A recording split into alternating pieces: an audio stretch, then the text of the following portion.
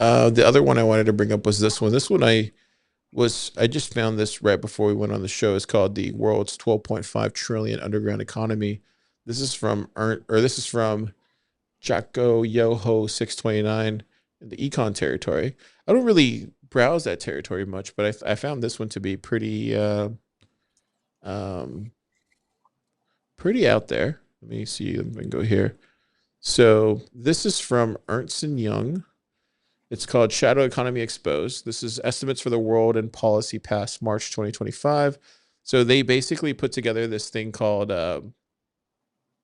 um, I don't know. They're trying to figure out why 12.5%. Let me get this right. Let me get the numbers right. They're trying to figure out why 12.5% of the world's, no, 12.5 trillion of the world's, uh, 12.5 trillion of the global economy is the shadow economy.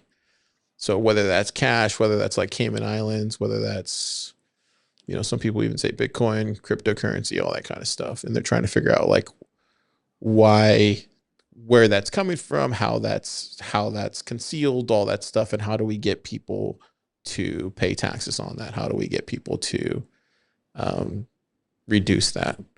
And so they go into the whole study overall. So right here it says overall 119 of 131 countries studied experienced reductions in their shadow economies between 2000 and 2023, with an average decline of 6.7% of GDP. The most significant reductions were observed in low income countries, while high income countries displayed the least change, due in part to smaller initial scale of unregistered activities and relatively stable socioeconomic conditions. The Stackers posted this one right here. It says shadow economy in the world percentage of GDP.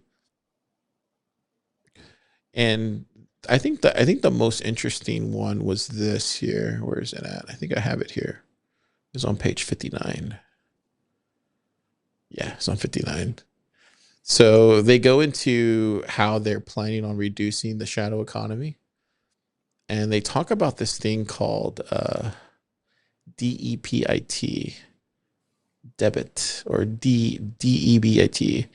And it talks about reducing and limiting. Yeah, here it goes right here. There you go. BISEP model. So it talks about compliance and about getting people from having to use full force of the law to you deter by detection to you assist to comply, and then you make it easy.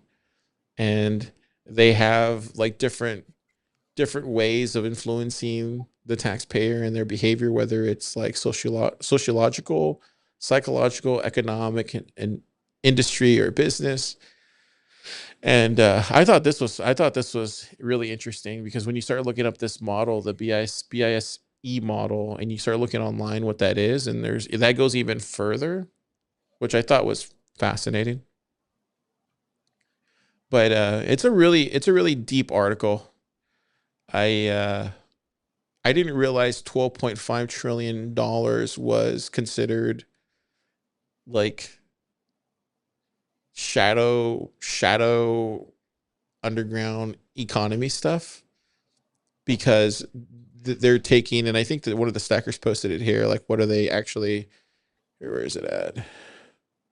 Yeah, because yeah, it's basically unregistered transactions. So it's basically anything that's not being counted like with a receipt or something. So whether it's cash, like if I bought something from you on Craigslist and it's cash and it's not documented, that would be shadow economy, right? Mhm. That's that sort of thing. So it's not just, and it also Legal. yeah, it's also even people that are high net worth that are using like tax haven countries and doing all sorts of hula hoops and loop de loops, you know, Cayman Island stuff. So, what do you think about that? Uh, I think I'm also surprised by the size, but at the same time, not super surprised. Um, Especially given how broad the definition of shadow economy is.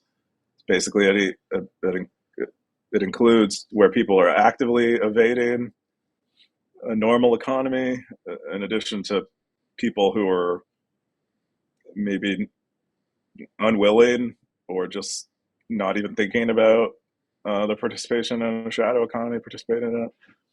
But I think with the global economy, it's like, I mean, what does Michael Saylor say? It's like 400 trillion or something. So that's quite, 12.5. That's a lot. Uh, yeah, I don't really have many But thoughts on that. It is interesting the way they think about it, where they do acknowledge that it's their fault. They make it like too hard to participate in the normal economy, and then they like people don't trust them. it does make me question, like, I mean, that's a lot of money, and it's crazy how they were able to figure that out. And obviously there's a map up here that shows like where a lot of it's coming from. Obviously Latin America, Mexico, there is Africa. I'm not sure what these countries are right here though, the ones over here on the right side. But then you see all the compliant ones, like obviously America's super compliant, Australia, Russia surprisingly super compliant. London gets a lot of crap, but they're compliant as well too. And then the NA ones, which is like, I don't know if that's Iceland, and then some of the African companies are just like not apply.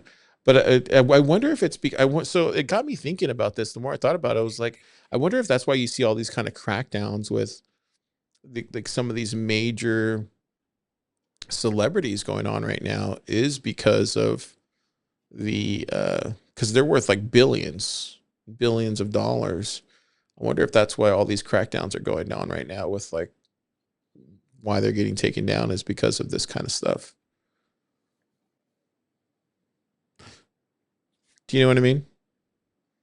Um, I don't know. I don't know the crackdowns that you're talking about. Like with Diddy and like Kanye and these type of Uh, people. Like I wonder if they fall into this kind of category. I don't. I would think not. I would think they No. are. They are. Yeah, they're just like they're popular, and if you want to make your name, probably in one of these agencies, they're probably the type of criminal you want to go after because you become like famous within the FBI and the As CIA a or person who whatever. took him down, yeah. Yeah, Yeah, that makes exactly. Where sense. if you went after like a normal billionaire, it would be like someone. It would be like Bitcoiners are super familiar with like the core, like true Bitcoiners, real Bitcoiners, super familiar with all the core devs. But then you have like the average Bitcoiner; they're only familiar with the Bitcoiners that are hanging out with Taylor Swift or whatever, or you know what I mean. Yeah. Anyways, I thought this was an amazing article. It really goes really in depth.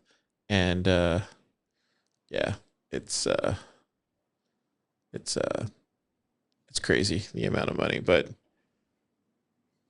yeah.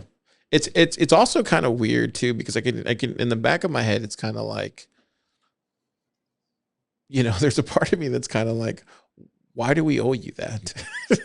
Do you know what I mean? There's a part of me that's kind of like, that is that kind of libertarian, that taxes kind of theft.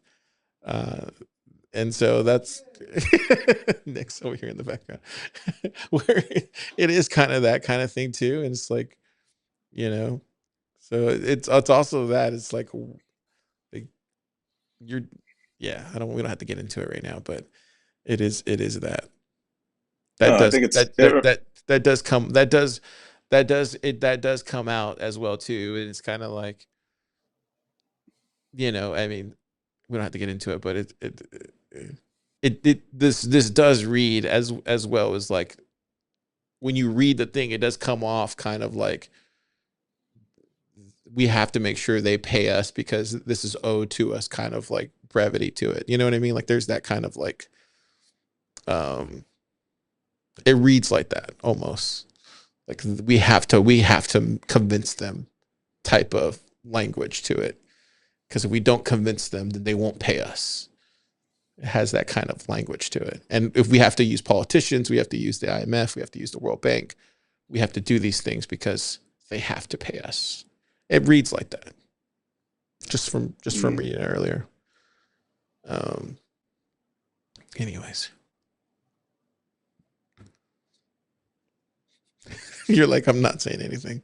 Good, good Well, job, kid. I mean, the only thing I had to say was that it reminds me a lot of piracy, and that it seems like a large portion. I didn't look at this report, but I would guess a large portion of the shadow economy is composed of people who don't actually want to be in the shadow economy, just are like coincidentally sort of there because it's like more convenient. And I think that was true of piracy back in the day. Like it was really hard to get digital media without stealing it because they didn't want to Yeah, release it digitally because they were afraid people were going to steal it. So you couldn't even buy it from them directly.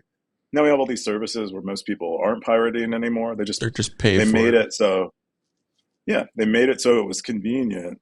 And so I think that's if they want to succeed, that's mostly what they have to do is like not make it so that in order to report your shaved ice, the income from your shaved ice cart on a Rio beach requires that you hire an accountant and fill out like 10 pieces of paper. It's just not worth it. Like it should just be if they want us to do the stuff, it just needs to be easier than not doing it. Yeah. Anyways, if you guys are interested, read it. It's interesting. 12.5 trillion though. That's a lot of cash that gets printed. But it's probably coming from all the Epstein Island stuff, I would imagine. Who knows? All the Diddy freak off stuff, you know? It's probably where it's coming from. All the Cayman Island stuff. Who knows?